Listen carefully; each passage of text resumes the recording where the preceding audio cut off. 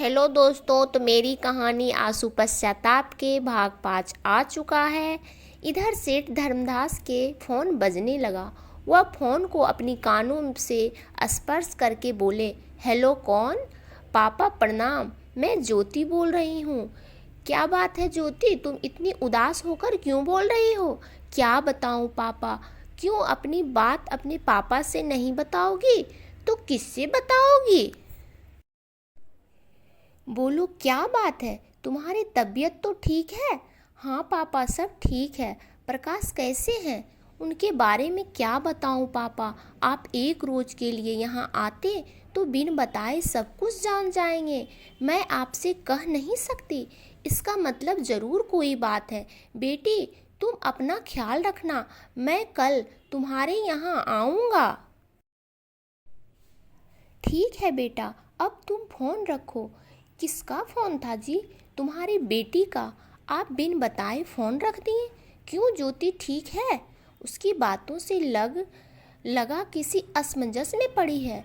यह आप क्या कह रहे हैं? हाँ, जितनी उदास होकर बोल रही थी इससे पहले कभी नहीं थी। आखिर क्या बात है, क्यों इतनी उदास थी?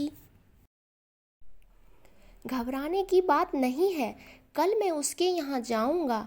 अगले दिन धर्मदास ज्योति के घर पहुँचे। अपने दरवाजे पर अपने पापा को देखकर ज्योति प्रसन्न हो गई।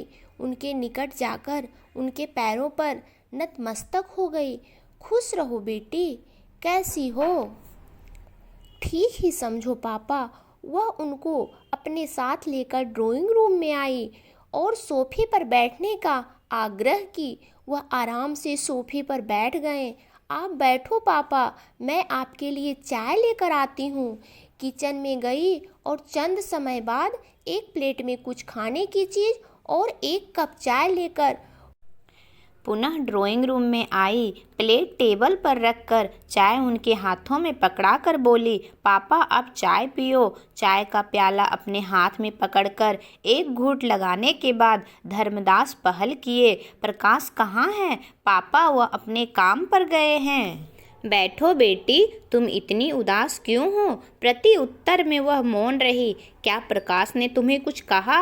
नहीं पापा। फिर तुम्हें किस बात का गम है? कैसे कहूँ पापा, उनके कदम कहीं और बहकने लगे हैं। नहीं बेटी, प्रकाश ऐसा नहीं है, तुम्हें कोई वहम है, मुझे यकीन नहीं हो रहा। नहीं पापा, मैं सच कह रही हूँ, मैं आपसे झूठ नहीं बोल रही हूँ। उसके कदम कहाँ बहकने लगे हैं?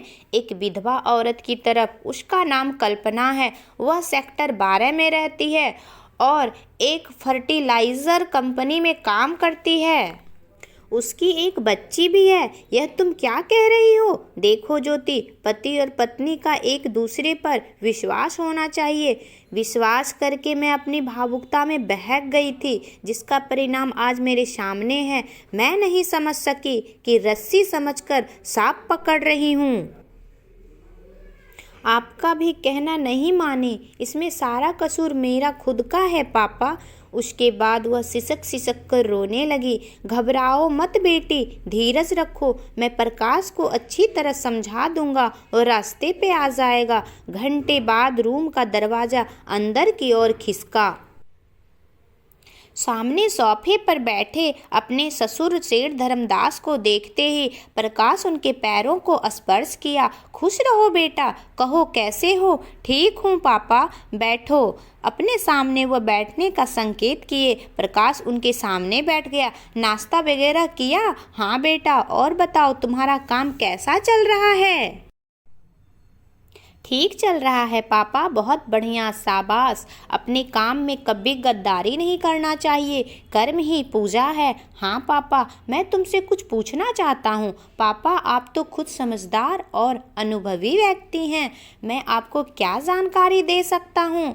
सुनो, तुम पढ़े लिखे नौजवान हो, तुम्हारे कंधे पर घर गृहस्थी का भार है, समाज में भी अच्छा मान सम्मान है और मेरा भी जो है वो समझो तुम्ही लोगों का है। ज्योति और किरण के अलावा दूसरा कौन है? इतना समझदार होकर भी तुम ऐसी गलती क्यों कर रहे हो?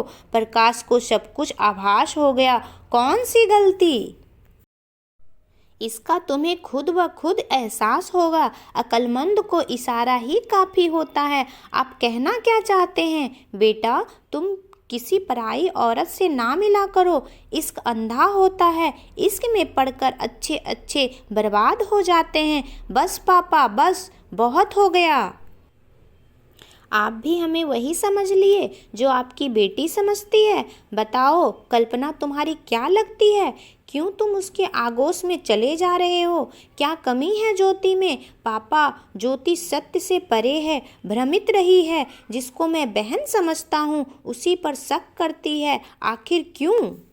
सब कुछ मिल सकता है बेटा, परंतु खोया हुआ चरित्र कभी नहीं मिल सकता। इसका मतलब मैं चरित्रहीन हूँ? पापा, भगवान के लिए आप मेरे चरित्र पर दाग मत लगाइए। आप भी वही राग अलाप रहे हैं जो आपकी बेटी। नहीं बेटा, तुम्हें समझा रहा हूँ। पापा, आप ज्योति को समझाइए जो अपनी गलत भावनाओं का शिकार बनती जा रही है। मुझे नहीं, मैं अपनी जगह ठीक हूँ। धर्मदास काफ़ी तर्क वितर्क देकर अपने घर वापस चले गए। समय गुजरता गया, दिन बीत गए, परंतु उन दिनों के अंतराल प्रेम खटास बढ़ती गई। माँ! एक ऊंची चीख के साथ निक्की छत की सीढ़ी से फिसलकर फर्श पर गिरी। फर्श पर गिरने से उसका माथा फट गया और उसके माथे से खून गिरने लगा। किचन से जब तक कल्पना उसके पास पहुंची तब तक वह बेहोश हो चुकी थी। उसका माथा फटने से लाल रक्त रिसकर फर्श पर फैलने लगा, जिसको देखकर कल्पना अवाक रह गई। वह घर से बाहर निकली और अपनी पड़ोसी हैदर को बताई, निक्की सीढ़ियों से गिरकर बेहोश हो गई है। उसका पड़ोसी दौड़कर घर में आया और बच्ची को गोद में लेकर कल्पना के साथ घर से बाहर निकला और आनन फानन में उसे लेकर दोनों हॉस्पिटल पहुंचे, जहां डॉक्टर ने उसका तुरंत उपचार शुरू किया। बच्ची का काफ़ी खून बह चुका है, इसे खून की ज़रूरत है। अगर खून नहीं मिला तो इसकी जान भी जा सकती है।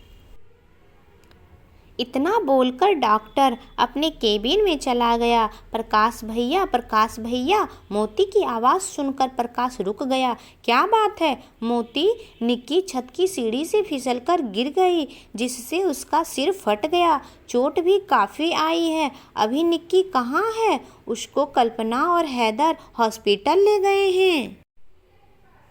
प्रकाश भी कुछ देर में हॉस्पिटल पहुंच गया। सॉरी मैडम, हम आपका ब्लड नहीं ले सकते, आप मेरा चेक करो। लाइब्रेरी में प्रकाश को देखकर कल्पना स्तंभ हो गई। प्रकाश का ब्लड चेक करने के बाद कंपाउंडर मुस्कुराते हुए बोला, ओके है सर, चलो जल्दी करो। प्रकाश का ब्लड डोनेट करने के बाद निक्की को ब्लड दिया गया।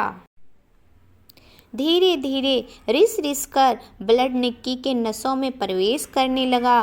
कुछ पल बाद निक्की ने आँख खोली, जिसको देखकर सभी प्रसन्न हो गए। नमस्ते भाभी जी, आओ मोना आओ, बड़े दिनों के बाद तुम मेरे घर आई हो। कहीं और चली गई थी क्या?